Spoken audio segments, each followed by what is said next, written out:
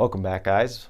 By now you might be feeling a little bit like the Karate Kid being taught by Mr. Miyagi to paint the fence and wash the car. But even in those two things, he was teaching them subtle basic things, but in a way to connect his brain to his body, to create an involuntary response. Just like when we're bending, we're breathing, when we automatically attack these things throughout the day, things we do most often, we do them better and more functionally. Sitting is another thing. Sitting and breathing, it could be very destructive or it can actually be beneficial. So it's not sitting in general that breaks you down. It's how we're sitting and how we're approaching it. So for me, it's my 15-minute commute back and forth to work that I really try to focus on breathing. And that can be a very powerful position to help engage those hip flexors and the diaphragm and find the restrictions in your body and push up against them. So we're just going to run through that. It's going to seem like all the same stuff, but repeating this breathing is really going to help you when we finally get into some of the exercises, getting that isolated motion in the hips and the shoulders. But first we have to work with these basic things. Get strong with the decompression, get strong with this understanding of the anchoring process, and then pushing into these other exercises, because there's no magical exercise here. It's just enhancing the way we're doing what we're already doing, approaching things with just better motion and better control, instead of giving into our dominances, bending at the spine, instead of actually using our hips, using the sacroiliac joints instead of actually using our hips. So we need stability to really lock in that isolated hip and shoulder motion. So that's why we're going to teach that last, and we're just focusing on breathing and decompression now. Especially if you're in pain, breathing and decompression is what you want to work on first.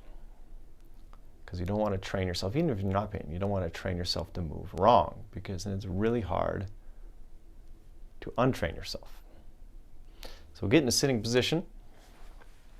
We'll turn sideways for you now.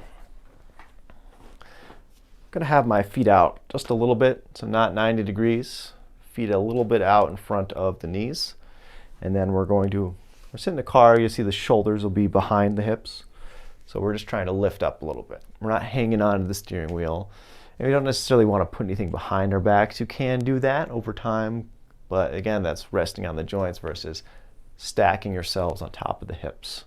And then that's actually very comfortable, because then your hips are supporting your spine, supporting that good breathing. So there's accessory breathing muscles we want to tap into. There's accessory muscles that we overuse, and there's ones that we underuse. So as we stack, you should feel some engagement here. So we don't want to extend too much. Too many people spend time here. And this is actually a compressed state of the spine. It looks good, is what we've taught ourselves is good posture, but breaks the spine down over time. What we're missing is that engagement there, that shortening, then lengthening. So we have to kind of pull that in and then lengthen, and that's when we'll find that restriction. Here we won't really feel it. We can pinch our shoulder blades back as far as we can. Might feel a little stretch in the chest, maybe in the neck, but we're really not going to feel that rib cage expansion, that thoracic expansion. That requires engaging and lifting and working through all those positions. The kneeling position will really help you. Then working into the standing. The laying is also very good, but even those can be hard. Sometimes sitting is the best way to learn this, or the kneeling is the best way to learn this. Holding that in, shortening that, and then lengthening it. So those big muscles are the psoas muscles. We're engaging those, and then we're doing an eccentric contraction. We're getting some length out of that. So where I feel this is serratus posterior inferior. But we also want to breathe into anterior again, and also serratus posterior superior. Of course, we're anchoring, we're pulling the hips in a little bit. Every time you pull the hips in, you shouldn't shrink. It should be a lengthening, not an extension, driving straight up. If you want to start with the pelvic floor, that's good. You can almost do, depending on your chair, if it's got arms, you can do that hip hugger here. If you just want to focus breathing into that tailbone, because it's easy when you're here to be kind of anterior tilted. So we get that breath in, a little bit of tailbone tuck. That's good. Now, I really haven't talked about it yet, but you can also try nasal breathing, especially with the pelvic floor. I feel like that helps actually make it harder. It helps make it harder, if you will. So the inhale through the nose, instead of letting it out the mouth, which tends to cause us to collapse, if we inhale through the nose, adding all that length, slow exhale out through the nose.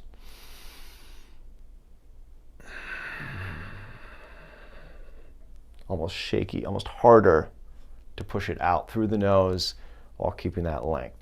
Requires a lot of that work from your two diaphragms. So after you've worked on the pelvic floor for a few breaths, let's try hitting that serratus muscle. So we really got to pull in.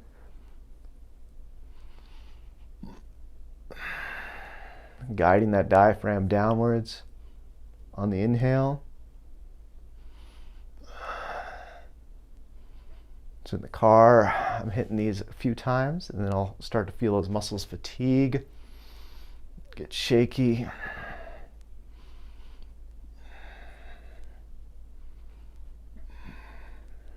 Do about 10 there, and then we'll go wide. It's hard to go wide in the car, but just thinking about it, your hands are probably on the steering wheels, so just thinking about widening that rib cage. We're so used to compressing it, pulling those shoulder blades back. We're not used to pushing up, widening. And yes, I do feel this in the hips, a little ache there. It's that anchoring, because that's forcing you to push that seat away from you, like you're trying to lift by pushing the car away from you, the seat away from you. Going wide. Try not to hold on to the steering wheel too much. Your hands are just there to drive. I actually like that, holding on, because it allows me to kind of relax my shoulders. Get the shoulders to drop. Stop trying to hold yourself up with your traps, but allowing them to drop and relax. All right, this one's a little tricky. I'll tend to get some curve. Keeping that tightness, of course. Got to keep your foundation. And then I will lengthen. So we're creating a lot of curve and then lengthening. You'll notice it's actually the exact opposite of what we're doing here. We're engaging and lengthening. Well, it's not the opposite, it's the exact same thing, just a different curve in the spine, right? So we have a lordosis in the low back, and then we have another lordosis in the neck. So, but we need to work them together. It's not just getting that neck, it's finding the foundation, anchoring, and then working on that. So inhale.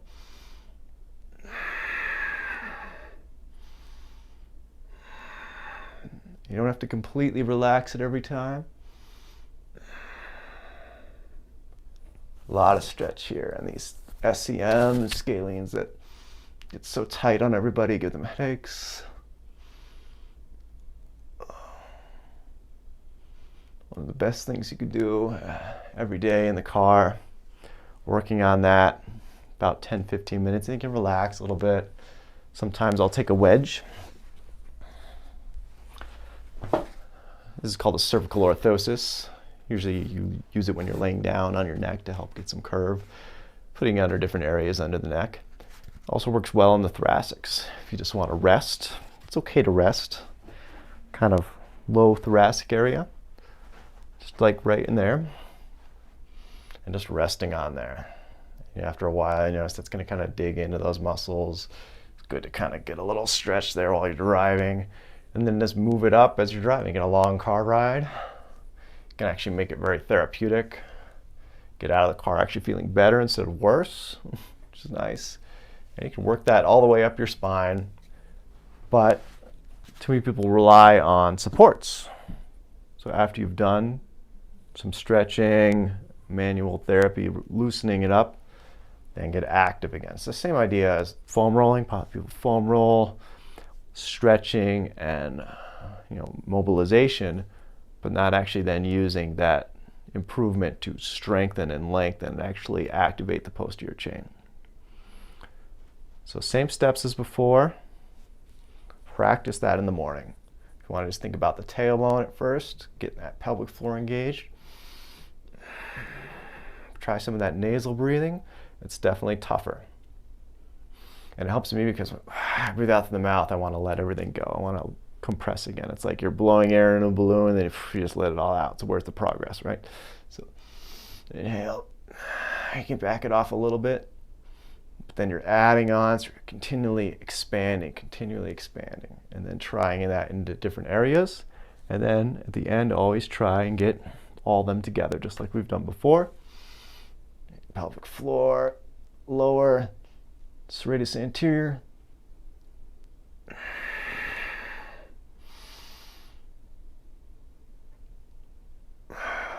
Makes that breath much longer to hit all four of those areas: the pelvic floor, serratus posterior inferior, serratus anterior, serratus posterior superior.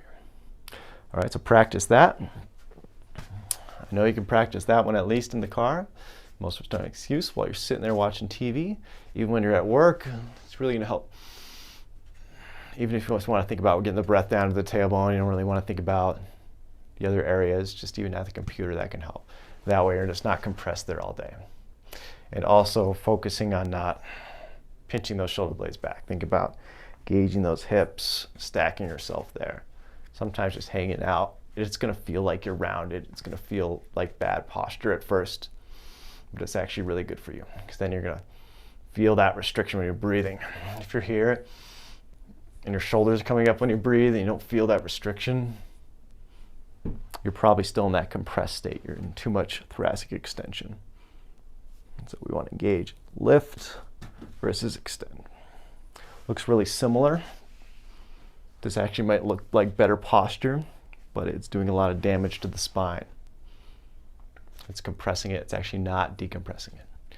It's getting the head back, but it's not actually lengthening you. If anything, you're losing height. And you're not teaching your shoulders to work properly. You're not teaching your hips to work properly. You're just robbing from the spine. And that's the problem, same problem with bending. So we can bend and we can forward fold and touch our toes, but is all that motion coming from the spine, or is the majority of it coming from the hips where it should be? So again, it's not just movement, it's how we're moving.